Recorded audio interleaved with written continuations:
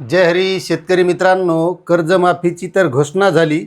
मात्र बऱ्याच शेतकऱ्यांनी अशा कमेंट केलेल्या आहेत की जे मयत शेतकरी आहेत मग त्यांना कर्जमाफी कशी मिळणार आणि त्याचबद्दलची माहिती आपल्याला या व्हिडिओच्या माध्यमातून घ्यायची आहे.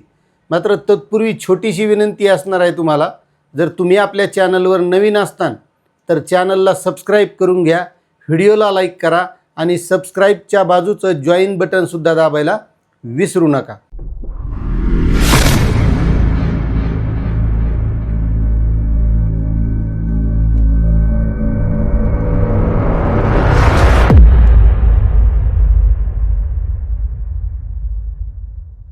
आता एक लक्षात घ्या, राज्य सरकारनं 2 लाख रुपयांची कर्जमाफी केलेली. ज्या शेतकऱ्यांचं 2 लाखाच्या वर कर्ज आहे त्याला वरची रक्कम भरून 2 लाखाची कर्जमाफी मिळणार. 2019ला ज्याला मिळाली त्याला 50,000 रुपये मिळणार आणि जे नियमित कर्जदार शेतकरी आहेत त्याला 50,000 रुपये प्रोत्साहन मिळणार. म्हणजे 2,50,000 ज्यांना 2019ला कर्जमाफी मिळाली त्यांना आणि नियमित कर्जदाराला 50,000. मात्र यामध्ये जे काही मयत शेतकरी असतात, मग आता मयत शेतकऱ्याची KYC कशी करायची किंवा आधार प्रमाणीकरण कसं करायचं हा सगळ्यात मोठा प्रश्न आहे. आता या अगोदर आपण बघितलं की सहकार विभागानं हे कर्जमाफीबद्दलचं काम सुरू केले आणि ते 5 टप्प्यामध्ये काम होणार आहे. त्यामध्ये बँकांकडून सुद्धा माहिती घेतल्या जाणार आहे. म्हणजे मयत शेतकरी आहेत तर त्यानं काय करायचं, बँकेत आपला मयताचा वारसदार आहे का नाही हे अगोदर बघायचं आणि वारसदार नसेल तर तिथं वारसाची नोंद करायची. त्यासाठी जे काही बँकेकडून कागदपत्र मागितले जातील त्याप्रमाणे कागदपत्र द्यायचे आणि तिथं वारसदाराची नाव नोंदवायचं. बरोबर, हे झाली एक पद्धत.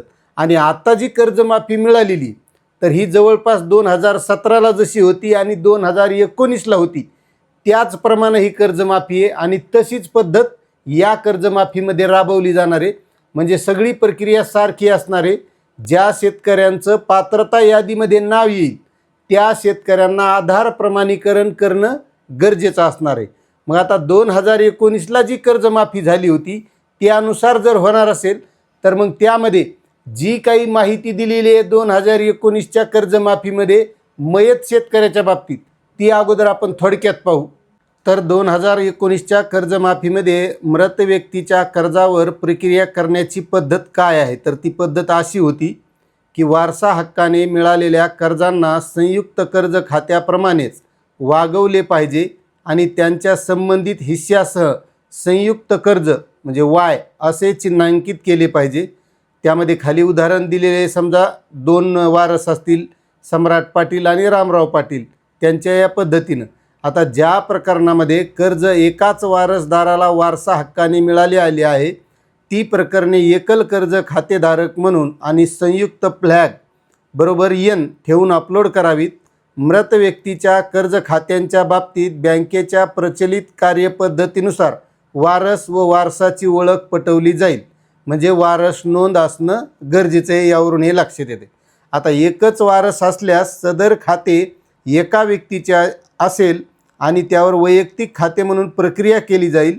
प्रोत्साहन रक्कम किंवा कर्जमाफीची रक्कम वारसाच्या बचत खात्यात दिली जाईल. मृत कर्जदाराच्या वारसांच्या बाबतीत सर्व वारसांना बँकेच्या कार्यपद्धतीनुसार वाटा मिळेल. आता वारसदारांना बँकेची काय पद्धत असते काय नसते ती चौकशी आपण बँकेत जाऊन करायची. त्यामुळे असे खाते वर संयुक्त कर्ज खात्याच्या बाबतीत स्पष्ट केल्याप्रमाणेच हाताळले पाहिजे.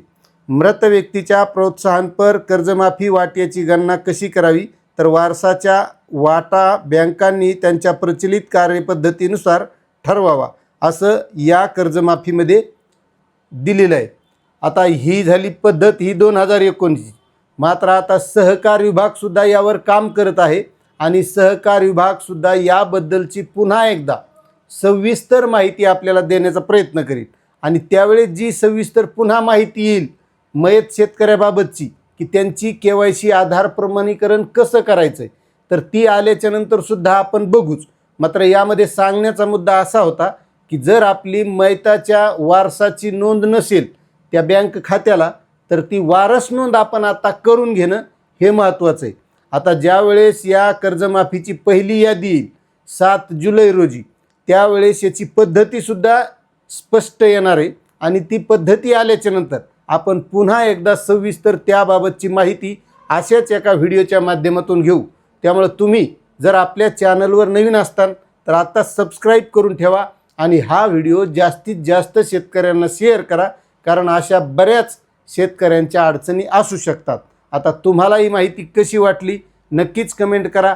चॅनलवर नवीन असताल तर सबस्क्राईब करा आणि जास्तीत जास्त शेतकऱ्यांना शेअर करा. जय जवान जय किसान.